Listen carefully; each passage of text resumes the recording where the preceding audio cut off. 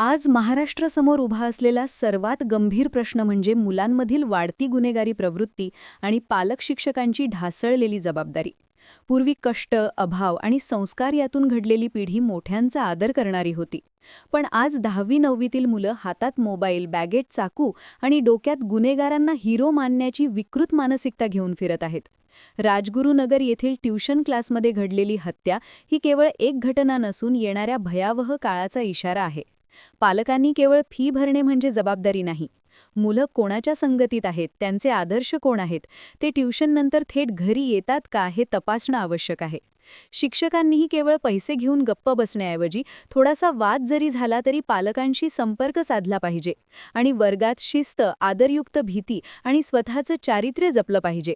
लहान वयात जास्त भौतिक सुविधा, महागड्या गाड्या, मोबाईल देऊन आपणच मुलांना भरकटवत आहोत. आज जर शाळेत जाणारं मूल चाकू घेऊन जात असेल तर उद्याचा महाराष्ट्र आणि देश कोणत्या दिशेने जाणार याचा गंभीर विचार करण्याची वेळ आली आहे.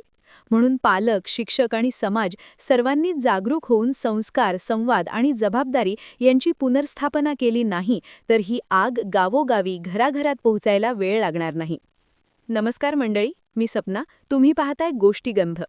महाराष्ट्राच्या सामाजिक वास्तवाला हादरवून टाकणारी एक अत्यंत गंभीर आणि विचार करायला भाग पाडणारी घटना राजगुरुनगर येथून समोर आली असून या घटनेमुळे संपूर्ण राज्यात पालक, शिक्षक आणि समाजाच्या जबाबदारीवर मोठे प्रश्नचिन्ह निर्माण झाले आहे.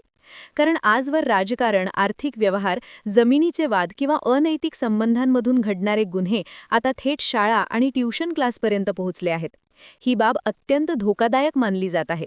राजगुरुनगरमधील एका नामांकित ट्युशन क्लासमध्ये शिकणाऱ्या 10वीच्या विद्यार्थ्यांमध्ये झालेल्या वादातून एका अल्पवयीन विद्यार्थ्याचा चाकूने खून झाला आणि ही घटना केवळ एक गुन्हा न राहता संपूर्ण समाजाच्या अपयशाचं प्रतिबिंब ठरत आहे.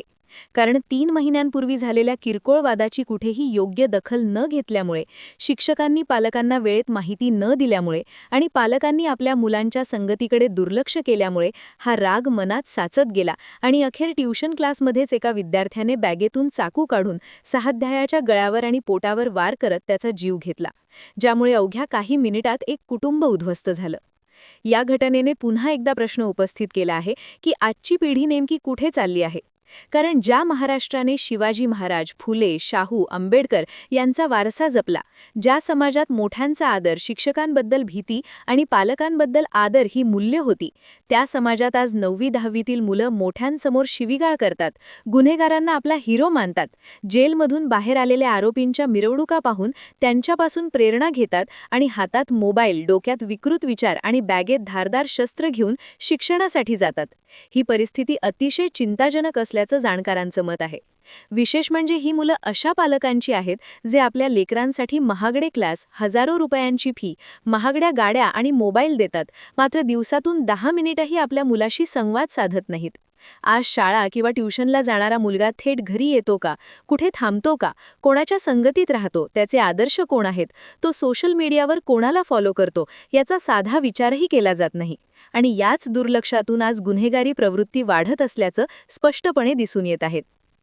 या प्रकरणात ज्या ट्युशन क्लासमध्ये ही घटना घडली त्या क्लासच्या व्यवस्थापनावरही गंभीर प्रश्न उपस्थित होत असून, जर 3 महिन्यांपूर्वीच वाद झाला होता तर शिक्षकांनी पालकांना वेळेत कळवणं ही त्यांची जबाबदारी नव्हती का?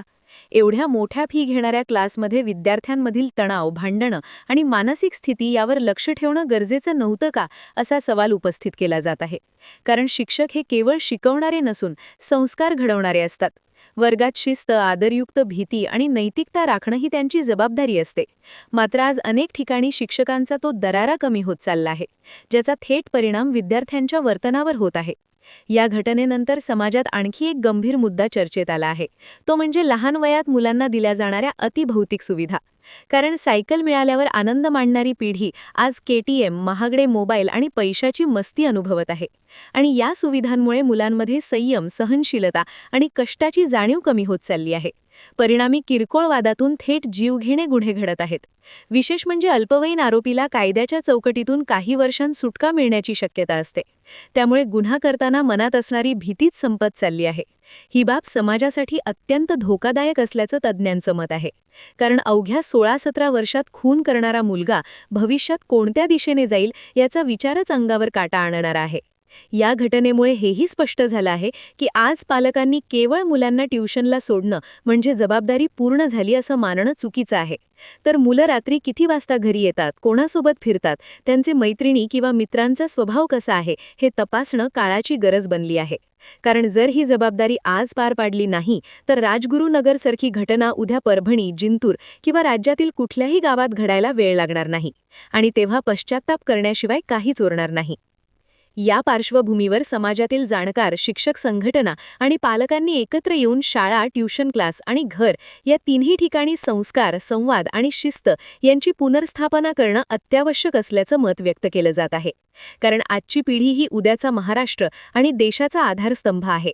आणि जर याच पिढीच्या हातात शिक्षणाऐवजी चाकू गेला तर देशाचं भविष्य कोणत्या दिशेने जाईल हा प्रश्न प्रत्येक पालकाने स्वतःला विचारण्याची वेळ आता आली आहे.